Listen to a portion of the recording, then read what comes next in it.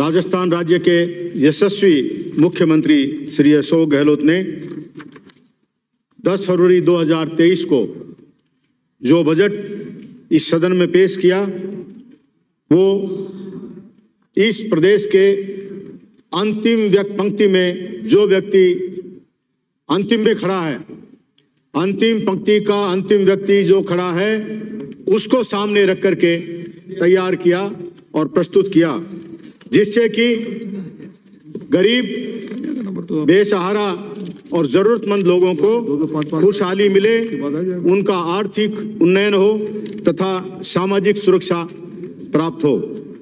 यह 170 पेज का 270 पैराग्राफ्स का या बिंदुओं का जो भी आप कहें एक शानदार डॉक्यूमेंट है, जिसमें समाज के सभी लोगों को और सभी आयु वर्ग के लोगों को सम्मिलित किया गया है, चाहे वो बुजुर्ग हो, चाहे वो वयस्क हो, चाहे वो नौजवान हो और चाहे वो बच्चा हो, चाहे वो महिला हो, चाहे पुरुष हो, चाहे किसी भी धर्म का हो, किसी भी जाति का हो, किसी भी संप्रदाय का हो, किसी भी वर्ग का हो, सबके सामाजिक सुरक्षा के लिए, सबके आर्थिक उन्नयन के लिए और सबको खुशहाली देने के लिए माननीय मुख्यमंत्री महोदय ने ये शानदार बजट 2023-24 प्रस्तुत किया है।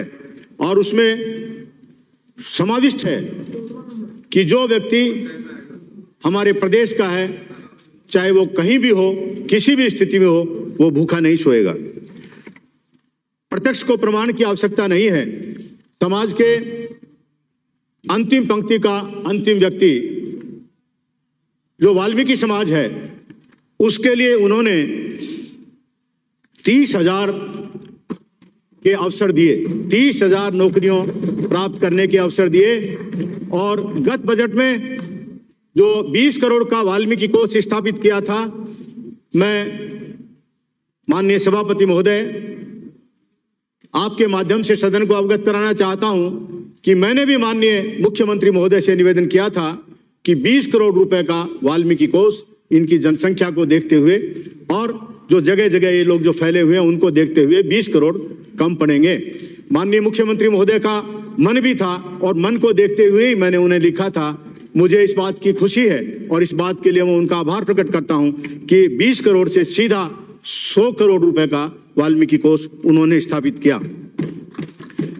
एक निवेदन जरूर करना चाहता हूं कि ये 30,000 जो रोजगार के अवसर जो मिल रहे हैं, क्योंकि अभी माननीय कई सदस्यों ने ये बात भी उठाई है, कल भी उठाई थी कि सफाई कर्मचारियों की संख्या जो हमारी जनसंख्या है उसके अनुपात में कम है।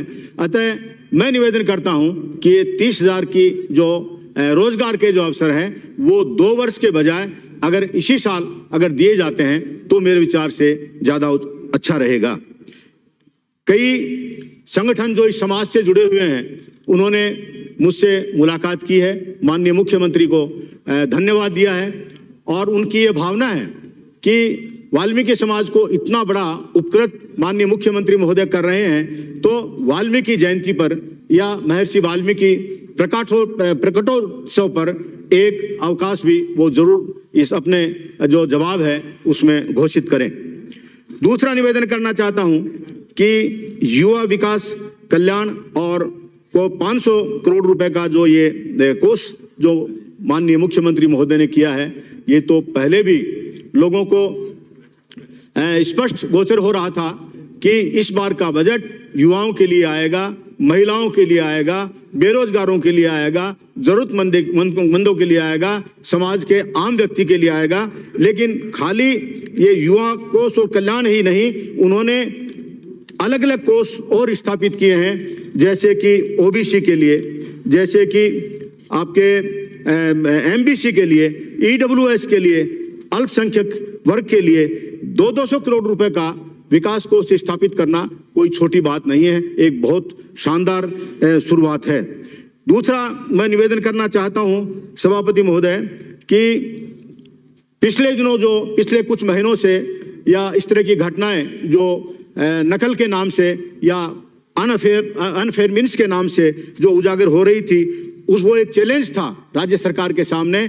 माननीय मुख्यमंत्री महोदय ने उस चैलेंज को स्वीकार किया है और फेयरनेस के हिसाब से ट्रांसपेरेंसी को लाने के लिए और अधिक ट्रांसपेरेंसी लाने के लिए राजस्थान सार्वजनिक परीक्षा भर्ती में अनुचित साधनों की रोकथाम के उपाय अधिनियम 2022 लाया गया और उसी संदर्भ में इस बार स्पेशल टास्क फोर्स STF के गठन की जो उन्होंने घोषणा की एक बहुत बड़ा सराहनीय कदम है। वन टाइम रजिस्ट्रेशन जो बेरोजगारों के लिए जो शुरुआत किया गया है एक बहुत बड़ी शुरुआत है। बेरोजगार के लिए जो आवेदन की फीस है वो भी जुगाड़ करना, उसका उपाय करना एक बहुत बड़ी बात है। वो सीधा उनके माता पिता पर भार पड़ता है, कई बार माता पिता का भी कोई साधन नहीं होता। इसलिए एक बार जो रजिस्ट्रेशन बेरोजगार युवक या युवती ने करा दिया वो हमेशा उसके काम आएगा। इसके लिए ये मैं इस बात की बहुत बहुत प्रशंसा करता हूं। अनुप्रति कोचिंग योजना में 30,000 युवाओं को, युवक युवतियों को जो कोचिंग की जो निःशुल्क जो व्यवस्था की गई है एक बहुत बड़ी बात है। आज का जमाना कट थ्रोट कंपटीशन का है, गला काट प्रतियोगिता का है।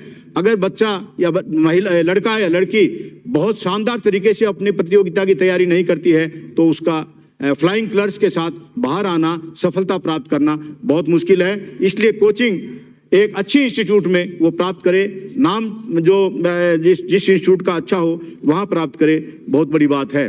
सावित्रीबाई फुले वाचनालय प्रत्येक ब्लॉक स्तर पर बनाना एक बहुत शानदार शुरुआत है। कई बार पुस्तकों के अभाव में, न्यूज़पेपर उपलब्ध नहीं होने के अभाव में, जो अच्छी मैगजीन्स है उसको नहीं मिलने के अभाव में जो ग्रामीण क्षेत्र के लोग हैं वो पिछड़ जाते हैं, बच्चे हैं जो पिछड़ जाते हैं। इन लाइब्रेरी के माध्यम से वो बहुत बड़ा लाभ उठाएंगे। और उद्यम प्रोत्साहन योजना है, स्टार्टअप है, क्योंकि समय मेरा निश्चित है इसलिए मैं थोड़ा संक्षेप में निवेदन करना चाहता हूं। मेजर ध्यानचंद स्टेडियम योजना है, चिकित्सा सुविधाओं में 25 लाख रुपए तक का इलाज, 10 लाख रुपए की इंश्योरेंस, ये बहुत बड़ी बात है। और OPS की मैं यहाँ ओल्ड पेंशन स्कीम की का वर्णन करना आवश्यक समझता हूँ। पिछली बार तक तो राज्य के जो कर्मचारी थे वही उसमें शामिल थे, लेकिन माननीय मुख्यमंत्री महोदय की एक बहुत बड़ी सोच है और जो कर्मचारी वर्ग है वो खाली राज्य सेवा में ही नहीं बल्कि जो हमारे पब्लिक सेक्टर अंडरटेकिंग्स है, स्टेट के अंडरटेकिंग्स है, बोर्ड्स है, निगम है, उन सारे कर्मचारियों को इसमें ओल्ड पेंशन स्कीम में शामिल करके बहुत सराहनीय काम उन्होंने किया है। और इसके अलावा प्रमोशन में जो विसंगतियां थी उसमें भी 9, 18 और 27 का लाभ इन बोर्ड और कॉरपोरेशंस के कर्मचारियों को देकर के उन्होंने इनका मनोबल भी बढ़ाया है और सामाजिक सुरक्षा भी बहुत बड़ी प्रदान की है। अन्य पेंशन योजनाओं में स्केल्स में वृद्धि की है, उनका स्कोप बढ़ाया है, ये बहुत बड़ी सामाजिक सुरक्षा का एक काम है। इंदिरा रसोई की संख्या 1000 कर दी। इसी प्रकार से जो 500 करोड़ का जो कोर्स था SC/ST के विकास का, उसको 1000 करोड़ कर दिया। ये सारे काम ऐसे हैं जो ये प्रमाणित करते हैं, प्रतिपादित करते हैं कि माननीय अशोक गहलोत जी राजस्थान के मुख्यमंत्री है, उनका गरीबों के प्रति, जरूरतमंद लोगों के प्रति, समाज के उन लोगों के प्रति जो अभी मेन स्ट्रीम में नहीं आ पाए हैं, उसके लिए बहुत बड़ा उनकी अच्छी सोच है। ऊर्जा के विकास में बहुत काम हुए। कानून व्यवस्था और प्रशासनिक सुदृढ़ीकरण के लिए बहुत बड़े काम किए। इसके लिए भी मैं उनका आभार प्रकट करता हूं। क्योंकि समय की सीमा है इसलिए मैं अपने विधानसभा क्षेत्र के संदर्भ में निवेदन करना चाहता हूं। मैंने पिलानी में उप तहसील बनाई। माननीय राजस्व मंत्री और माननीय मुख्यमंत्री महोदय ने मेरी पिलानी में उप तहसील बनाई। मैंने निवेदन किया कि उप तहसील से काम नहीं चलेगा, क्योंकि मेरे विधानसभा क्षेत्र के पिलानी की 2 नगर पालिकाओं के लोगों को और 24 पंचायत के लोगों को दूसरी विधानसभा क्षेत्र में जाना पड़ता है। इसलिए मुझे खुशी है इस बात के लिए और मैं उनका आभार प्रकट करना चाहता हूं माननीय मुख्यमंत्री महोदय का और माननीय राजस्व मंत्री महोदय का कि पिलानी की उप तहसील को उन्होंने तहसील में क्रमोन्नत कर दिया। इससे बहुत बड़ी संख्या में लोगों को लाभ मिलेगा और दूसरी विधानसभा क्षेत्र में नहीं उनको जाना पड़ेगा। लेकिन क्योंकि माननीय राजस्व मंत्री आज सदन में मौजूद हैं, मैं निवेदन करना चाहता हूं कि ये जो तहसील है ये बनाइए आपने पिलानी के लिए, पिलानी विधानसभा क्षेत्र के लिए। इसलिए जब तक वहां SDM का पद नहीं आए, पहली बात तो मैं निवेदन करना चाहता हूं कि आपकी पॉलिसी है जहां तहसीलदार है वहां एसडीएम आपका होता है। तो पहला तो मेरा निवेदन ये है कि एसडीएम का पद भी मेहरबानी करके पिलानी में क्रिएट किया जावे, एसडीएम को वहां बिठाया जावे ताकि पूरा का पूरा लाभ पिलानी के लोगों को मिल जाए। मैं फिर रिपीट कर रहा हूं, 24 पंचायतें, 50 से ज्यादा गांव और 2 पूरी नगर पालिकाएं पिलानी और विद्या विहार पिलानी, ये इतने लोग हैं, वो उन लोगों को किसी एसडीएम के काम के लिए दूसरी विधानसभा क्षेत्र में नहीं जाना पड़े, इसलिए एसडीएम पिलानी का पद भी आप कृपया क्रिएट करें। जब तक ये पद एग्जिस्टेंस में नहीं आए तब तक जो एसडीएम है पिलानी विधानसभा क्षेत्र में, एसडीएम चिड़ावा, उसके माध्यम से ये जो पिलानी जो तहसील है इसका काम प्रशासनिक दृष्टि से उनके नियंत्रण में हो, एसडीएम चिड़ावा के नियंत्रण में हो, और उसके बाद जब एसडीएम पिलानी बन जाए तो उसके नियंत्रण में हो। यहाँ मैं ये रेफर करना चाहता हूं कि एक उप तहसील और है मंडरेला, जिस दिन आप एसडीएम पिलानी बनाएंगे तो वो मंडरेला वाली उप तहसील भी वो एसडीएम के नीचे आएंगी, इसलिए पूरा काम एसडीएम को मिलेगा, उसमें कोई कमी वाली बात नहीं है। सभापति महोदय, मेरे विधानसभा क्षेत्र की सबसे बड़ी समस्या है गंभीर पेयजल संकट। चौधरी कुंभाराम लिफ्ट कैनाल का में पहले विधानसभा क्षेत्र पिलानी शामिल नहीं था। हमने डीपीआर को माननीय मुख्यमंत्री महोदय और माननीय जलदाय मंत्री महोदय की कृपा से उसको अमेंड करवाया। 8,0780 करोड़ रुपए की डीपीआर बनी और उसको अभी कुछ दिनों पहले 8,026.76 करोड़ रुपए की योजना में उसको की योजना बनाई गई, डीपीआर बन चुकी है। और अभी जो राज्य स्तर पर जो स्क्रीनिंग कमेटी है, स्कीम सैंक्शन कमेटी है, उसकी मीटिंग आने वाली है। मैं निवेदन करना चाहता हूं कि उसकी फर्स्ट मीटिंग में ये जो डीपीआर है इसको अनुमोदन किया जाना चाहिए, ताकि पिलानी विधानसभा क्षेत्र तो है ही, इसके साथ साथ नीमका थाना भी है, सूरजगढ़ भी है, सिंघाना भी है, आपका अन्य भी कई जगह है जहां पर इससे पानी मिलेगा, इसलिए इसको एक्सपीडाइट करने की जरूरत है।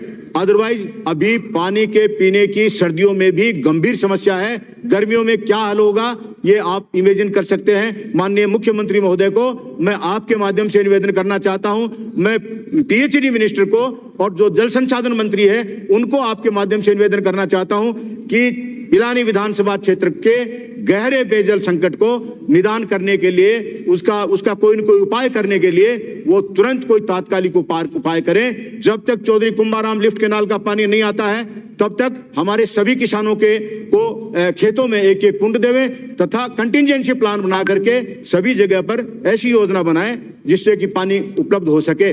दूसरा निवेदन करना चाहता हूं, 500 करोड़ रुपए का प्रावधान पिछली बार चौधरी कुंभाराम लिफ्ट कैनाल के लिए इसी सदन में माननीय मुख्यमंत्री महोदय ने किया था।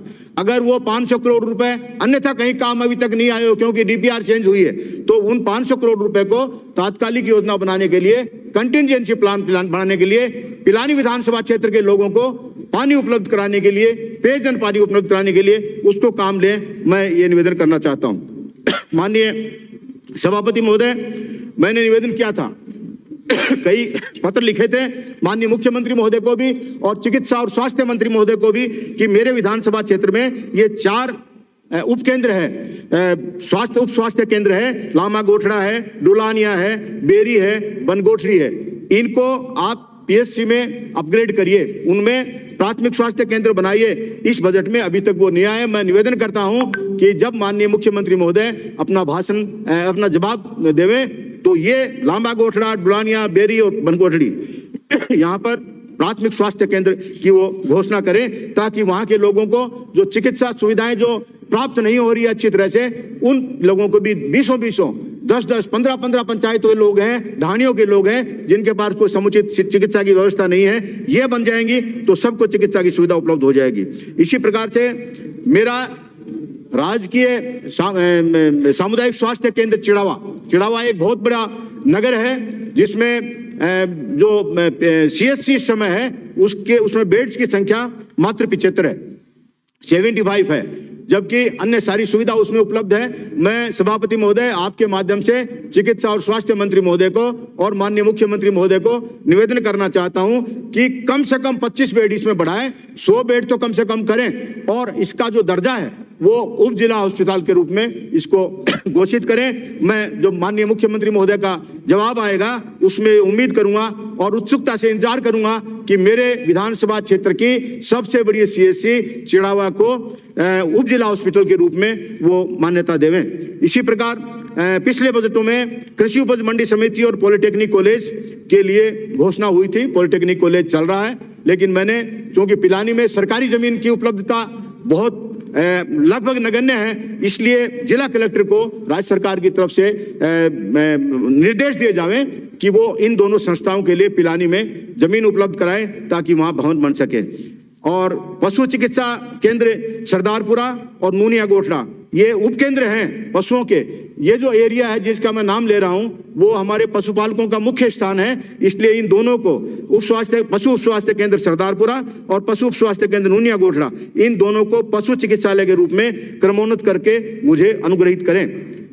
मैं एक निवेदन और करना चाहता हूं, बराबर मैंने 295 भी लगाए हैं, 131 भी लगाया है, लेकिन अभी तक मैं इंतजार कर रहा हूं कि माननीय मुख्यमंत्री महोदय और सार्वजनिक निर्माण विभाग के मंत्री महोदय इस ओर गंभीरता से देखें। पिलानी विधानसभा क्षेत्र का जो सड़क नेटवर्क है वो बहुत कमजोर है। इसके लिए मैंने इन दोनों ही महानुभावों को पत्र भी लिखा है और 295 भी लगाया है और निवेदन करता हूं कि मैंने 41 रोड्स की एक सूची भेजी है जो बहुत जरूरी है इस क्षेत्र के विकास के लिए। वहां पर कोई रोड की सुविधा नहीं है और मात्र 35 करोड़ रुपए की उसमें आवश्यकता है। जो पीडब्ल्यूडी का जो लेटेस्ट जो एससी से सुपरिटेंडिंग इंजीनियर झुंझुनू से जो असेसमेंट बन के आया है, खाली 35 करोड़ रुपए चाहिए। इसके अलावा जो क्षतिग्रस्त रोड्स है, नॉन पैचेबल रोड है, उसके लिए खाली 16 करोड़ रुपए चाहिए। ये 35 और 16 ये बहुत छोटी सी राशि राज्य सरकार के बजट को देखते हुए है। मैं निवेदन करता हूं कि विशेष स्वीकृति सार्वजनिक निर्माण विभाग झुंझुनू को ये मेरे पिलानी विधानसभा क्षेत्र के लिए दें ताकि यहाँ का जो नेटवर्क है, रोड का नेटवर्क है, वो जल्दी से जल्दी बिल्कुल ठीक हो जाए। मैं निवेदन करना चाहता हूं कि 2 स्कूल मेरी बड़ी पिक्यूलियर सिचुएशन है माननीय सभापति महोदय। एक चिड़ावा की है अड़ूकिया राजकीय उच्च माध्यमिक विद्यालय और एक भगीना है ब्लॉक पिलानी में राजकीय उच्च माध्यमिक विद्यालय भगीना। वहाँ साइंस है, साइंस चल रही है, लेकिन हर विद्यार्थी साइंस में नहीं चल पाता है और अभिभावकों का भी रहता है कि बच्चा आर्ट्स में चल जाएगा। जब आर्ट्स नहीं मिलती है तो बच्चों को स्कूल छोड़ना पड़ता है और वो घर बैठ जाते हैं, दूर जा नहीं सकते। मेरा क्षेत्र किसानों का और मजदूरों का क्षेत्र है, निर्धनों का क्षेत्र है, जरूरतमंदों का क्षेत्र है। इसलिए छोटी सी बात है, ये जो दोनों स्कूल है अड़ूकिया राजकीय उच्च माध्यमिक विद्यालय चिड़ावा और राजकीय उच्च माध्यमिक विद्यालय भगीना ब्लॉक पिलानी, इनमें वो कला संकाय भी जरूर करें। इसमें कोई बहुत बड़ा खर्चे वाला काम भी नहीं है और इन दोनों स्कूलों में ये कला संकाय होने से बच्चों को जो साइंस में नहीं चल सकते उन बच्चों को पढ़ने के आगे अवसर मिलेंगे। बच्चियां भी इसमें शामिल है। अंग्रेजी माध्यम के जो विद्यालय हैं उसके लिए मैंने बहुत बड़ी लिस्ट नहीं भेजी, बल्कि सिलेक्टेड जगह की लिस्ट भेजी है। मैंने भी भेजी है, जो हमारे सीबीओ हैं 2 उन्होंने भी भेजी है और बिल्कुल स्पेसिफिक उसमें कारण लिखे हैं, उनकी क्वालिफिकेशन लिखी है, वो एरिया क्वालिफाई होते हैं। मैं माननीय शिक्षा मंत्री महोदय यहाँ विराजमान है, मैं निवेदन करता हूँ कि जब भी आप 1000 स्कूल्स की जैसे घोषणा हुई है कि महात्मा गांधी अंग्रेजी मीडियम स्कूल खुलेगी, तो मेरे विधानसभा क्षेत्र से जो प्रस्ताव अधिकारियों के मार्फत भी आए हैं मैंने भी आपको भेजे हैं, एक बार नहीं अनेक बार भेजे हैं। कृपया उन पर सकारात्मक और सहानुभूतिपूर्वक गौर करें। ये यहाँ कहना चाहता हूं कि पिलानी विधानसभा क्षेत्र शिक्षा के क्षेत्र में बहुत अग्रणी है, तो आप कृपया अग्रणी जो आदमी जा रहा है उसको थोड़ा सपोर्ट करेंगे। सिल्वर अगर वो ले रहा है मेडल तो वो गोल्ड मेडल की तरफ जा रहा है। इसलिए अंग्रेजी मीडियम स्कूल और ये 2 मैंने कला संकाय खोलने के लिए आपसे निवेदन किया है, वो आप जरूर खोल करके मुझे अनुग्रहित करें। कृषि महाविद्यालय माननीय मुख्यमंत्री महोदय ने पिछली बार मुझे बहुत बड़ी सौगात दी थी, क्योंकि मेरा तो क्षेत्र ही किसानों का है। कृषि महाविद्यालय मुझे स्वीकृत किया था। आपको सदन को आपके मार्फत मैं जानकारी देता हूं, पिलानी में विधानसभा क्षेत्र के चिड़ावा नगर में कृषि महाविद्यालय चालू हो गया है। मैंने व्यवस्था कर दी है एक टेम्परेरी बिल्डिंग के अंदर। 100% एडमिशन हो गए हैं हमारे बच्चों के और अच्छा चल रहा है, कोई दिक्कत नहीं है। लेकिन वहां स्कूल की बिल्डिंग के लिए, लड़कियों के हॉस्टल के लिए, लड़कों के हॉस्टल के लिए हमें जगह चाहिए और साथ ही 300 बीघा का रिसर्च फॉर्म चाहिए। बिना रिसर्च के, बिना एक्सपेरिमेंट के एग्रीकल्चर की शिक्षा प्राप्त करना कोई मतलब नहीं है। हालांकि मैंने खाली इस सेशन के लिए, हमारे यहाँ एक यूनिवर्सिटी है श्रीधर यूनिवर्सिटी, वहां से प्रैक्टिकल करने की सुविधा बच्चों को दिला दी है, लेकिन ये कब तक चलेगा? ये चल नहीं सकता। तो वहां ये जमीन की व्यवस्था जिला कलेक्टर करे।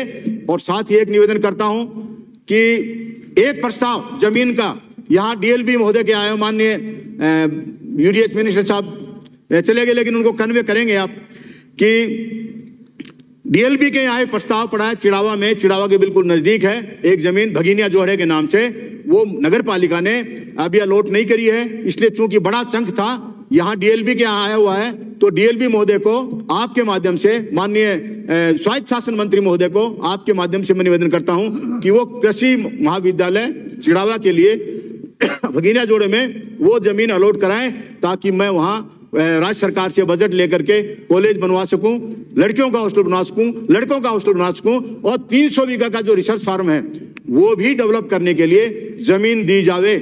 मैं एक पर्टिकुलर सिचुएशन आपको बता रहा हूं कि जब सेटलमेंट आया था इस क्षेत्र में, तो उन्होंने सारी जमीन या तो जोड़े में डाल दी और या उसको चारागाह कर दिया, जबकि मौके पर न चारागाह है और न जोहड़ है। पानी वाली बात है ही नहीं, हमारे तो कोई नदी नहीं, कोई नाला नहीं, कोई सतही कोई अपना कोई साधन नहीं है, तो जोहड़ कहां से होगा? जोहड़ नहीं है। इसलिए राज्य सरकार, रेवेन्यू डिपार्टमेंट, माननीय मंत्री महोदय अभिराज है, प्रस्ताव जिला कलेक्टर के यहाँ से आ जाएंगे, आगे होंगे। जोहड़ को बिल्कुल खाली पड़ा है, किसी काम नहीं आ रहा, उसमें अगर बच्चों के लिए एक एक्सपेरिमेंट के तौर पर एग्रीकल्चर के बच्चों के लिए कराए जाते हैं, तो मेरे विचार से बहुत बड़ी बात हो जाएगी और वास्तव में एग्रीकल्चरल साइंटिस्ट जो हमारे बच्चे बनने की राह पर चल पड़े हैं वो बन जाएंगे। अन्य माननीय उच्च शिक्षा मंत्री महोदय से आपके माध्यम से निवेदन करना चाहता हूं कि पिलानी विधानसभा क्षेत्र में 10 साल तक भारतीय जनता पार्टी के विधायक रहे, बहुत अच्छे थे, मैं किसी की बुराई नहीं करता, मेरे सिस्टम में भी नहीं है, लेकिन नौजवानों के आंदोलन करने के बावजूद 10 साल तक धरने पर बैठने के बावजूद एक भी कॉलेज नहीं मिल पाई। और माननीय मुख्यमंत्री महोदय का मैं आभार प्रकट करना चाहता हूं सदन के मार्फत, आपके मार्फत, कि 4 कॉलेज दी।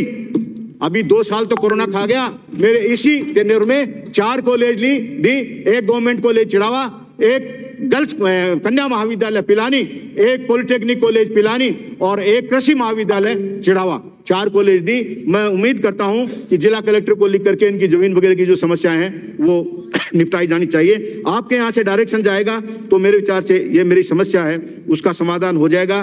टीचिंग स्टाफ की समस्या और जो टीचिंग और नॉन टीचिंग स्टाफ की समस्या, जो नए कॉलेज बने हैं उसमें सभी जगह विद्यमान है, लेकिन अगर अपॉइंटमेंट डायरेक्ट नहीं कर सकें, पोस्टिंग नहीं कर सकें, ट्रांसफर परमानेंट नहीं कर सकें, तो कार्य व्यवस्था के लिए वहां टीचर मतलब जो असिस्टेंट प्रोफेसर्स हैं, लेक्चरर्स हैं और जो नॉन टीचिंग स्टाफ है, इन कॉलेजेज में लगाया जाए, ताकि भविष्य के बच्चों के भविष्य के साथ कोई खिलवाड़ नहीं हो जाए। एडमिशन वगैरह मेरे यहाँ जो कॉलेज खुली है उसमें लगभग 100% हो गए हैं। अंत में मैं निवेदन करना चाहता हूं सभापति महोदय कि एक एक्सचेंज का दफ्तर पीडब्ल्यूडी का मैंने मांगा है। कारण है उसका, मेरे 2 सब डिवीजन तो हमारे हैं, एक सब डिवीजन बिल्कुल पड़ोस में सूरजगढ़ का है, 3 सब डिवीजन पीडब्ल्यूडी के हैं, एक एक्सचेंज जो कि हमारे को 65 किलोमीटर जाना पड़ता है, 65 किलोमीटर जाना पड़ता है एक्सचेंज के लिए, डिवीजन के लिए। इसलिए वहां चिड़ावा में बिल्डिंग बनी हुई है और सब कुछ है। और श्रीमती इंदिरा गांधी जी जब थी सूचना और प्रसारण मंत्री, तब उसके आसपास उद्घाटन करने के लिए वो आई थी। ऐतिहासिक महत्व के स्थान है, इसलिए वहां सब डिवीजन एक डिवीजन पीडब्ल्यूडी का एक्शन वहां बैठना चाहिए। और एक निवेदन और करना चाहता हूं, मनरेला मेरे विधानसभा क्षेत्र का एक्सट्रीम कोना है जो चूरू से लगता है और उधर अन्य स्थानों से लगता है। मैं निवेदन करना चाहता हूं कि वहां पर जो नॉर्म अजमेर विद्युत वितरण निगम लिमिटेड ने तय कर रखे हैं, उन नॉर्म से कहीं ज्यादा कनेक्शन है उपभोक्ताओं के। पिछली बार भी मैंने निवेदन किया था और अब मैं निवेदन कर रहा हूं, माननीय ऊर्जा मंत्री महोदय नहीं, आपके माध्यम से कर रहा हूं कि मेरे मंडला में, पिलानी विधानसभा क्षेत्र के मंडला में एक पद एएन राजस्थान अजमेर विद्युत वितरण निगम लिमिटेड का सृजित होना चाहिए। उनको बगड़ जाना पड़ता है, बगड़ झुंझुनू विधानसभा क्षेत्र का, विधानसभा क्षेत्र पिलानी का है ही नहीं, दूसरी विधानसभा क्षेत्र में जाना बड़ा तकलीफ दे होता है और आदमी के स्वाभिमान को ठेस पहुंचती है। वहां कोई मिले नहीं मिले तो वो एक मैं जरूर आपके माध्यम से सभापति महोदय चाहता हूं।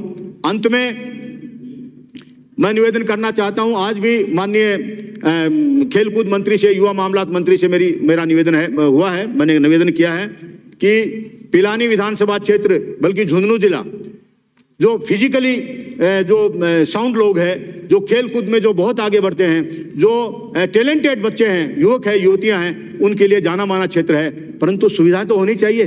बिना सुविधा के हमारे बच्चे किस प्रकार से अपनी प्रतिभा को निखार सकेंगे।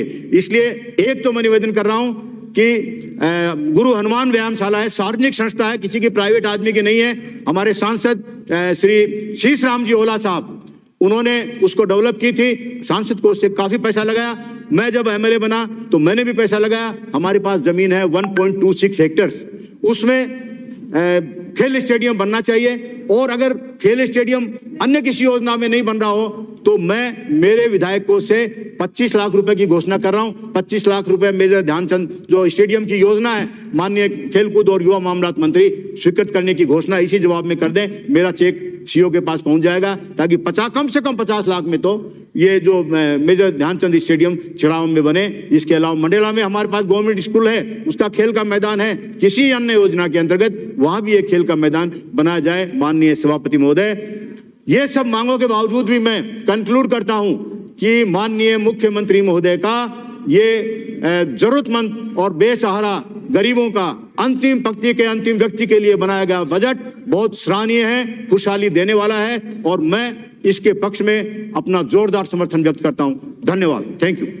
श्री नरपत सिंह राजवी।